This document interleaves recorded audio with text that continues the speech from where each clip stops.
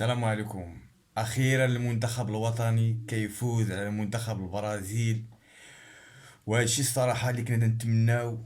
جميع الفيديوهات اللي درت على المنتخب الوطني امام البرازيل، كي قلت لكم انها فرصه للانتقام.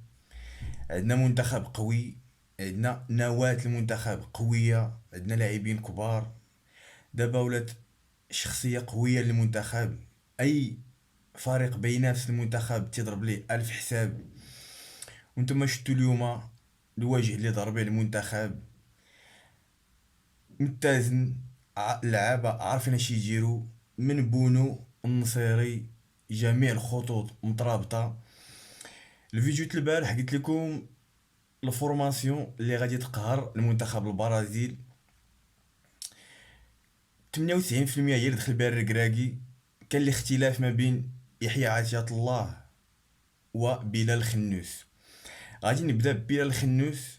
انا بين قوسين ما عرفتش علاش الركراكي بدا به. انا كنت قلت الصابيري، وكما قلت هو دخل دار الفريق في الماتش وسجل هدف. وشكون مول هادشي؟ يحيى عطية الله دخل في الجبهة اليسرى. شفتوا الفرق اللي دار السونتراجات. الركراكي بزاف المؤاخذات اللي ماشي كبيرة، ولكن يعني الركراكي خصو ينسى انه شي حاجة سميتها الظهير ايمن نحط حكيمي، والظهير ايسر مزراوي اللي تيلعب بالرجل اليمنى، ومع البايرن ميونخ تيلعب ظهير ايمن. عندك اظهره قويه، حكيمي ومزراوي الواجد فيهم يلعب كظهير ايمن فقط. عندك الجبهه اليسرى يحيى عطية الله خصو يدخل ديما رسمي، لاعب خدا الثقه. يعني يمكن لي نقول لك احسن لاعب في الوداد هو يحيى عطية الله وجبران طبعا. فالركراكي هذه المؤاخذه الاولى. المؤاخذه الثانيه هي اللعابه تيبداو الكره من التحت، يعني بونو، اكرد، سايس تيهبط المرابط. ولكن بيني وبينكم شفتوا شحال من كره البرازيل كان بات على خطا دفاعي وكنا غادي تماركا عندنا البيوتا. وهذا الشيء كان ماشي دابا، حتى في كاس العالم الاخيره. هذا شغل مدرب، ولكن ها هي الفكره كاينه، ولكن خص اللعابه اللي يكونوا دياولها. شفناها في البارسا، شفناها في السيتي. ماشي زعما تنقص من لاعبيه المنتخب، ولكن يعني فيها الريسك. دقه جوج وسط الميدان وطلع. هو طبعا تيبي يبدا من التحت باش يجر المنافس ويدير كونتراتاك، ولكن فيها الريسك. شحال من مره بونو تيغلط، المرابط تيغلط. هذه المؤاخذه الثانيه. المؤاخذه الثالثه يعني بين قوسين الهجوم عندنا فيه عقم شويه. النصيري ماشي في مستواه. شفنا شجيرة، شفنا الصابيري، شفنا الزلزولي، شفنا زياش. وسط الميدان عندنا قوي، ولكن الهجوم باقي عندنا فيه النقص. نتمنى نتمناو كاين نصيري، كاين شجيرة، كاين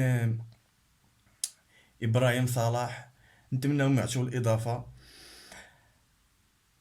كما قلت لكم الخطة اللي قلت يا ريت تكون الركراكي يدخل بها الصابيري. الا ما كانش املاح الصابيري فبلاصتو في التشكيله الرسميه موجوده. يحيى عطية الله رسمي خصو يدخل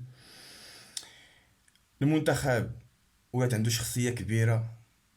يعني يعني انا من وجهه نظري انه كاس افريقيا ماشي نقولوا ديك الهضره تاع في الجيب وكذا، ولكن بهذا المستوى اللي شفناه في كاس العالم والمستوى اللي شفنا اليوم ضد البرازيل في كاس افريقيا، ولا مطلب رسمي للشعب انه لا بد من الفوز به. برافو اللعابه، برافو الركراكي. يعني التشكيله الرسميه يعني عندها قوامها. بلال خنوس لاعب صغير في السن كاحتياطي ممكن دخلتيه قدام كرواتيا، ماشي شي لعاب اللي زعما ولكن وسط الميدان اقوى خط عندنا احنا في المنتخب هو وسط الميدان. املاح تصاب، ولكن الصابيري عودة لوزا، الصابيري، امرابط، اناحي. اليوم الابداع تاع اناحي. ما نظلموش اللعابه، ثلاثي او رباعي تاع وسط الميدان اللي رسمي هو اللي غادي اللي خصو يدخل. واحد النقطة كنت قلتها في التشكيلة اللي وضعت، انه بوفال، شفتو بوفال اليوم صاحب الهدف، عنده تأثير، يعني لاعبين كبار، فكر تاع الركراكي عالي.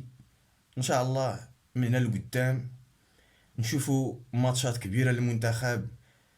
كاس افريقيا اقربهم، نتمناو الظفر بهاد التظاهرة هادي.